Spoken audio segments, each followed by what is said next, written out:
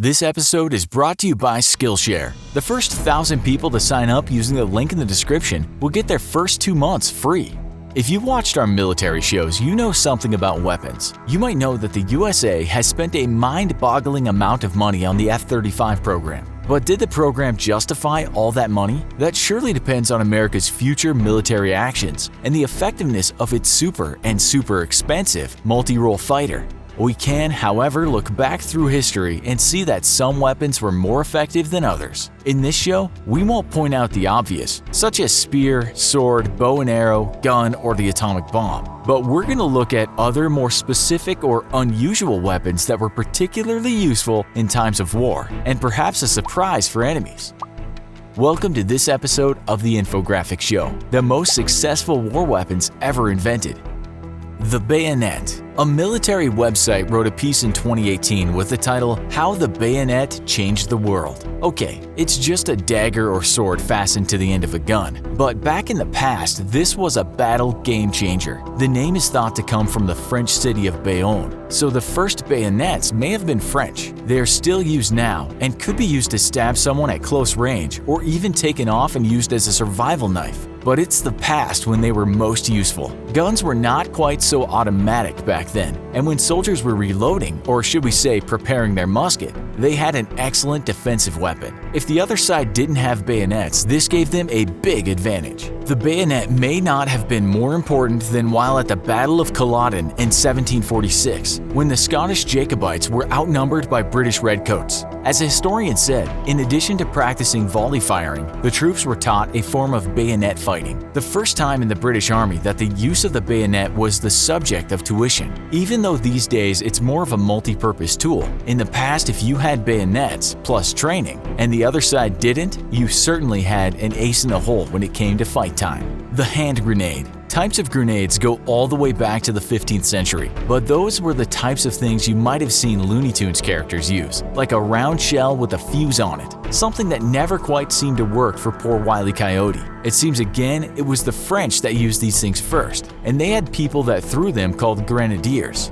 Fast forward to the First World War, and armies were filling cans with stones or bits of metal and then packing them with gunpowder. These were far from effective, sometimes killing those that made them. The race was on to create a safe grenade that could easily be thrown. In 1915, the British had what you might call a modern-looking grenade, the egg-shaped thing with a pin and lever. This was called the Mills bomb. But by that time, the Germans had the stick bomb. Apparently, the stick bomb could be thrown further, but packed less of a punch. One thing's for sure, these little bombs were soon indispensable.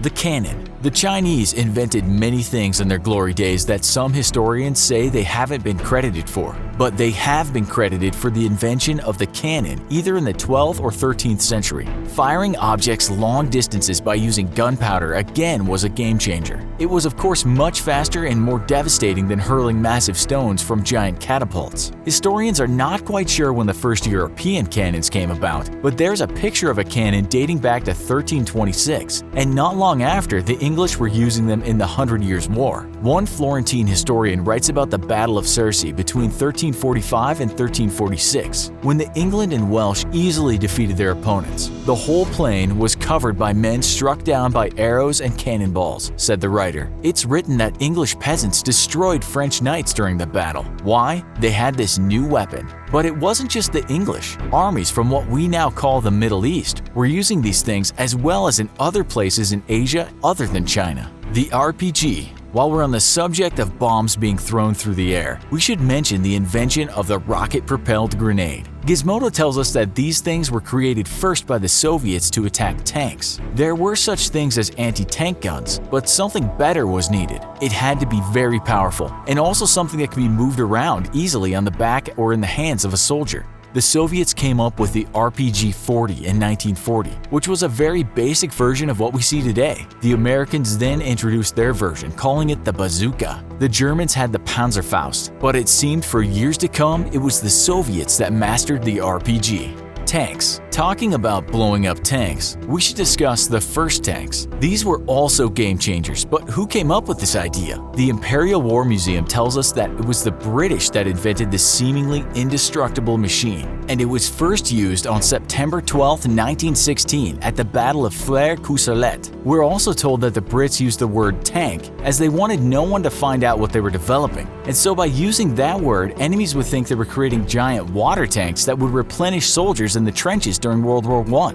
The tanks were called Mark I's, and they were slow and unreliable. It's said that in that particular battle, only 25 of the 49 tanks actually moved forward. Still, this fearsome machine made an impact. The French soon had the Renault FT light tanks, and the Germans would soon create their own beasts on caterpillar tracks. The Gatling Gun. You've probably seen those Wild West movies where someone pulls off a sheet on the back of a cart and on it sits a Gatling gun. In those days, it was like pulling out a lightsaber. In the movies, everyone is quickly shot to pieces. It was invented by American inventor Richard Gatling and first used in 1862.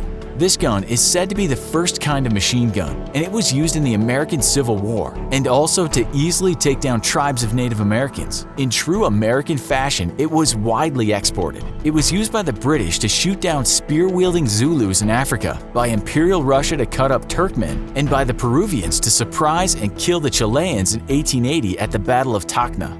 The drone. Unmanned military aircraft are used to attack or spy, and these things were also a huge game changer. While some people think shooting people from the sky in a foreign country from the control room is unethical, others say they save lives. The ethics, of course, are related to whether the taking of lives should be done in what seems like a video game playing environment. Recently, Google employees voiced their concerns over Project Maven, something the company was helping the Pentagon with related to using artificial intelligence to go through thousands of hours of drone footage. But when did modern drones start being used? The Nation writes in a story called A Brief History of Drones. With the invention of drones, we crossed into a new frontier, killing that's risk-free, remote, and detached from human cues. The story tells us that the CIA first used a modern killer drone called a Predator drone to find and kill someone on February 4, 2002. A Hellfire missile was fired from the skies at the target, Osama bin Laden. But we're told that the US Navy had unmanned air torpedoes as early as World War I, although not even remotely, excuse the pun,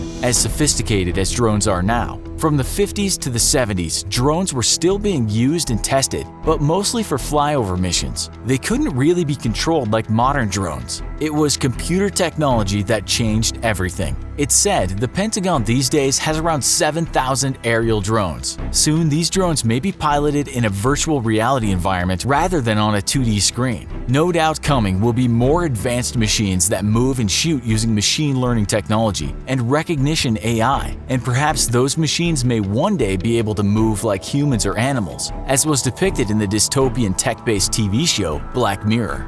And if you really like designing, Skillshare offers plenty of classes for artists like Art Bootcamp, expanding your style with art history. So get to it, soldier, and sign up today to enjoy over 20,000 online courses, all available to you at the press of a button. Premium membership will give you unlimited access to topics that will improve your skills, and in the process, your life. The first 1,000 people to sign up by visiting Skillshare.com/infographics34 or by clicking the link in the description will receive 2 months of Skillshare absolutely free. Join Skillshare and start learning today. What other game-changing weapons of war do you know about? How game-changing were the ones we listed? Let us know in the comments. Also, be sure to check out our other video called FBI vs. CIA. How do they compare? Thanks for watching, and as always, if you enjoyed this video, don't forget to like, share, and subscribe. See you next time.